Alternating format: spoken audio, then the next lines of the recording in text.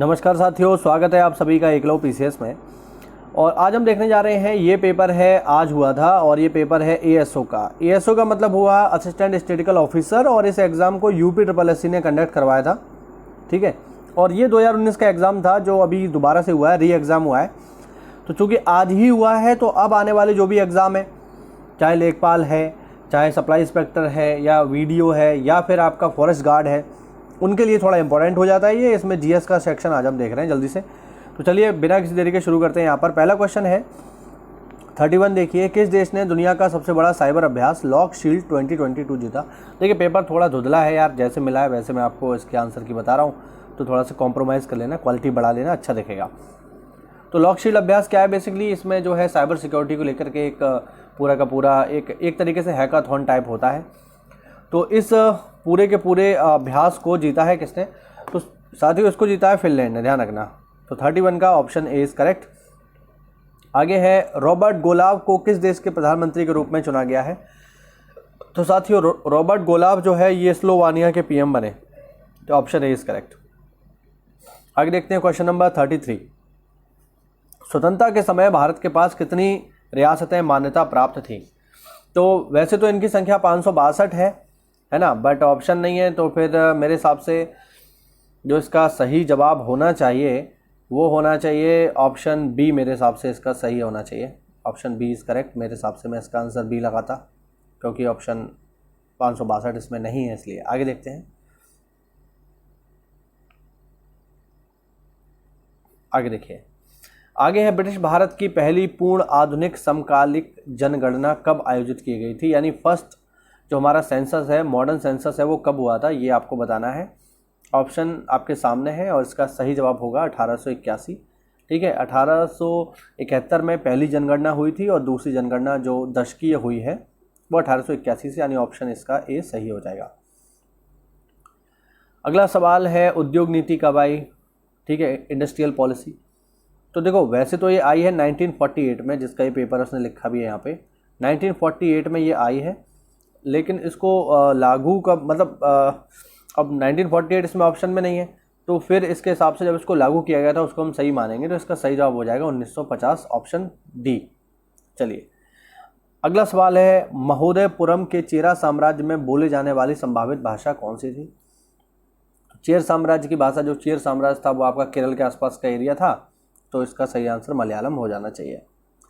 आगे देखते हैं, 1910 के मध्य में भारत में निम्न में से कौन सा विद्रोह शुरू हुआ था? तो 1910 के आसपास जो विद्रोह शुरू हुआ था वो था बस्तर का। आप लोग मुझे कमेंट करके बताइए कि कोल विद्रोह, संथाल विद्रोह, या ये जो है वारली विद्रोह, ये कब कब हुए थे। कोल और संथाल तो आप लोगों को पता ही होना चाहिए।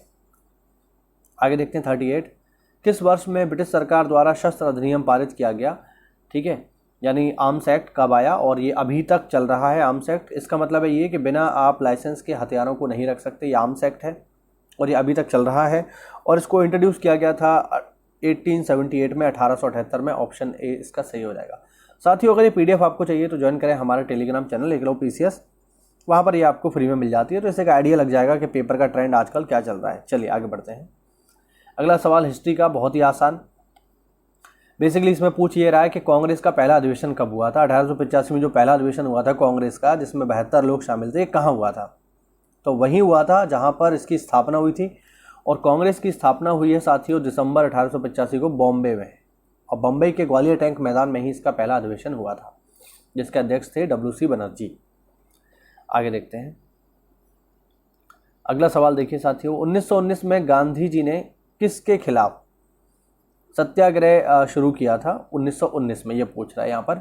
तो 1919 में गांधी ने सत्याग्रह शुरू किया था, वो बहुत ही आसान है इसका जवाब साथियों। चलिए, तो गांधी जी ने जो सत्याग्रह शुरू किया था 1919 में, वो शुरू किया था साथियों रॉलेट अधिनियम के विरुद्ध में। ठीक है, 1919 में ही आया था रॉलेट अधिनियम। और आप लोगों को पता होगा 13 अप्रैल 1919 को रॉलेट अधिनियम में ही जो गिरफ्तार किए गए थे डॉक्टर सैफुद्दीन किचलू, ठीक है ना, तो उनकी गिरफ्तारी के विरोध में एक सभा हो रही थी जलियांवाला में, जहां पर गोलियां चली और जलियांवाला बाग हत्याकांड हुआ। तो जलियांवाला हत्याकांड जो है वो रॉलेट एक्ट के ही एक, हम कहेंगे उसी का एक सीक्वेंस था जिसकी वजह से ये हुआ। आगे देखिए। अगला सवाल है, 8 अप्रैल 1929 को भगत सिंह और किसने विधानसभा में एक बम फेंका? जिसमें उन्होंने लिखा था कि बहरों को सुनने के लिए ऊंची आवाज़ की आवश्यकता होती है, और यहीं पर भगत सिंह ने नारा भी लगाया था जो इसमें लिखा नहीं है, इनकलाब जिंदाबाद।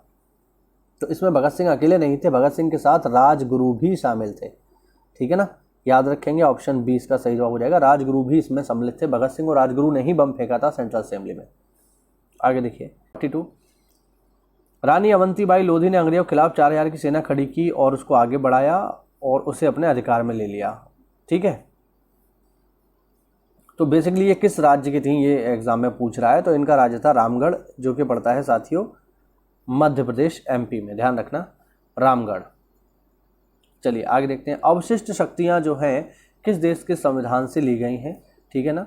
जो रेसिडुअल पावर्स हैं इनको किस देश के संविधान से लिया गया है, 43। तो साथियों इसका सही जवाब है कनाडा, ऑप्शन डी।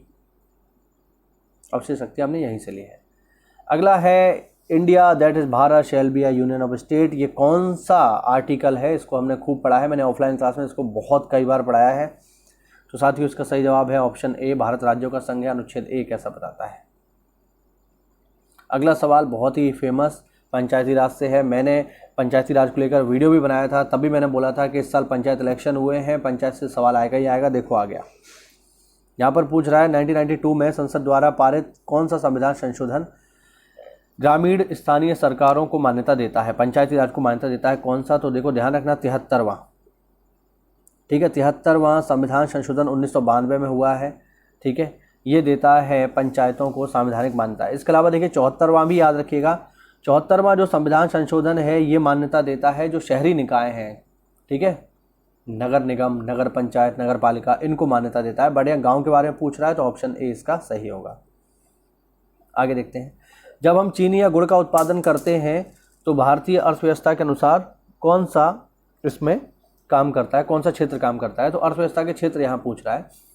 साथ ही ध्यान रखना अर्थव्यवस्था के 3 क्षेत्र होते हैं। प्राथमिक क्षेत्र जिसमें शामिल होते हैं खेती, वन, खनन, जो भी चीज़ें होती हैं सब इसमें आती हैं, खेती संबंधित जो नेचर से हमें सीधे मिल रही हैं। फिर आता है सेकेंडरी सेक्टर। सेकेंडरी सेक्टर में साथियों शामिल होती हैं वो चीज़ें जिन्हें हम मतलब नेचर से प्राप्त करके उन्हें मॉडिफाई कर देते हैं, है ना। जैसे नेचर से हमें क्या मिला, नेचर से हमें मिला चमड़ा, है ना।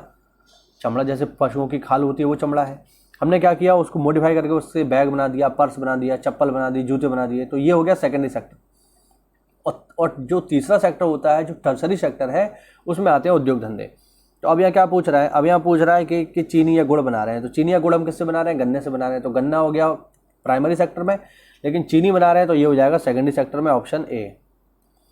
आयात पर कर किस प्रकार का उदाहरण है साथियों। आयात पर कर जो हम लगाते हैं व्यापार अवरोधों के लिए लगाते हैं, ठीक है। इसका बेस्ट एग्जांपल है अभी पाकिस्तान और नेपाल ने क्या किया है अभी कुछ दिन पहले कि अपने यहाँ पे आयात को बैन कर दिया है, यानी जो भी लग्जूरियस आइटम है उन्हें आप खरीद नहीं सकते। क्यों? क्योंकि जब भी आप आयात ज़्यादा करते हो तो ऐसी स्थिति में क्या होता है, आपके देश की मुद्रा बाहर जाती है, जिससे आपकी मुद्रा का मूल्य गिरता है। तो इसको रोकने के लिए हम क्या करते हैं, आयात पर कर लगा देते हैं, जो कि व्यापार अवरोधों का उदाहरण है। उम्मीद करता हूँ आपको समझ में आ रहा होगा। थोड़ा जल्दी हम चल रहे हैं क्योंकि पेपर सॉल्व करना है, इस वजह से। चलिए आगे देखें, कर्क रेखा कहाँ से होकर नहीं गुजरती है। बहुत ही सिंपल है, ओडिशा से होकर नहीं जाती है, बाकी राजस्थान, छत्तीसगढ़, त्रिपुरा, इन सब से होकर जाती है। आगे है पश्चिमी घाट का उच्चतम शिखर कौन सा है। साथियों वेस्टर्न घाट का सबसे उच्चतम शिखर है अनाईमुडी, ठीक है, 2695 मीटर शायद इसकी ऊंचाई है, और अनाईमुडी सबसे ऊंचा शिखर है वेस्टर्न घाट का। आगे देखें, वह कौन सी टेक्टोनिक प्लेट है जो एशियाई और प्रशांत महासागर के बीच में स्थित है। साथियों एशिया और प्रशांत महासागर के बीच में जो प्लेट स्थित है वो है फिलीपीन, ठीक है। फिलीपाइन जो प्लेट है ये टेक्टोनिक प्लेट है और एशिया और पैसिफिक ओशन के बीच में स्थित है। आगे देखते हैं, आगे देखिए 51 है भारतीय उपमहाद्वीप, दक्षिण अमेरिका के उत्तरी पूर्वी भाग या उत्तरी ऑस्ट्रेलिया में किस प्रकार की जलवायु है। बेसिकली यहाँ पर आप इतना इसको मत देखो कि अमेरिका में कैसी है, ऑस्ट्रेलिया में कैसी है, वो हमें क्या पता।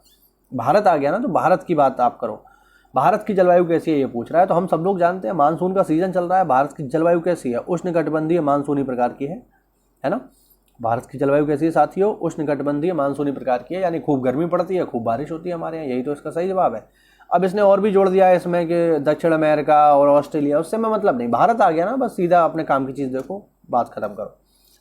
आगे देखें, ऑप्शन इसका सही हो जाएगा। 2004-5 में किस महाद्वीप में जनसंख्या में सबसे ज़्यादा वृद्धि हुई है? तो यार 2004-5 हो या अभी 2011-12 हो, कोई दिक्कत नहीं है, एशिया ही रहेगा। एशिया में ही सबसे ज़्यादा आबादी वाले देश हैं, चाहे चाइना हो, चाहे इंडिया हो, चाहे पाकिस्तान, चाहे बांग्लादेश, यही बहुत तेज़ी से आबादी बढ़ा रहे हैं और एशिया में ही है।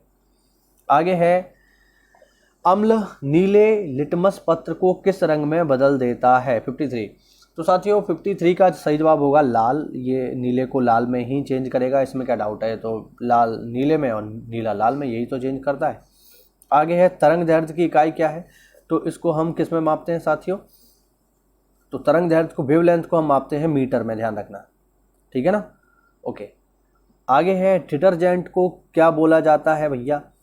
तो डिटर्जेंट जो है ये है एक लिक्विड सर्फेक्टेंट, ऑप्शन ए इसका सही जवाब है। एक तरल पृष्ठ संक्रियक इसे कहा जाता है।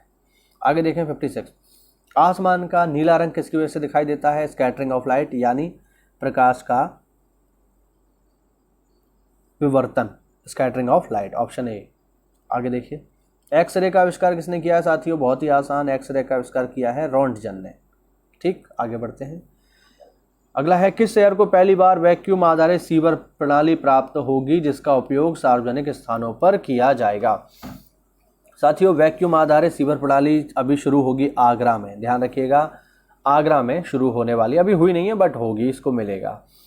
फिर है, कौन सी एयरलाइन स्वदेशी नेविगेशन सिस्टम गगन का उपयोग करने वाली पहली एयरलाइन बन गई है साथियों? तो इसका सही जवाब है IndiGo, IndiGo airline, option B is correct. और लास्ट इस जीएस के सेक्शन का सवाल, अप्रैल 2022 में नीति आयोग के उपाध्यक्ष कौन है भैया? तो अभी कुछ दिन पहले ही ये बदले गए हैं, ठीक है। इससे पहले थे राजीव कुमार, बट अब राजीव कुमार नहीं है, अब हैं सुमन बेरी, ऑप्शन बी इसका सही जवाब है। आप लोग मुझे कमेंट करके बताइए कि आपका स्कोर क्या रहा जीएस में, ठीक है ना, कितना आपका सही है, कितना गलत है। और यदि किसी सवाल में कोई डाउट है, कोई कुछ भी पॉइंट समझ में नहीं आ रहा है, तो बिल्कुल आप मुझसे पूछिए, ठीक है, मैं उसका आंसर करूंगा कमेंट के माध्यम से। चलिए, उम्मीद करते हैं आपका पेपर अच्छा हुआ हो और आप आगे तैयारी करिए। मिलते हैं अगली क्लास में, तब तक के लिए स्टे होम। अब तो स्टे होम रहने वाली कोई बात ही नहीं है, मतलब घर पे रहिए, तैयारी करिए और अपना जीवन उज्जवल बनाइए। जय हिंद, जय भारत, वंदे मातरम।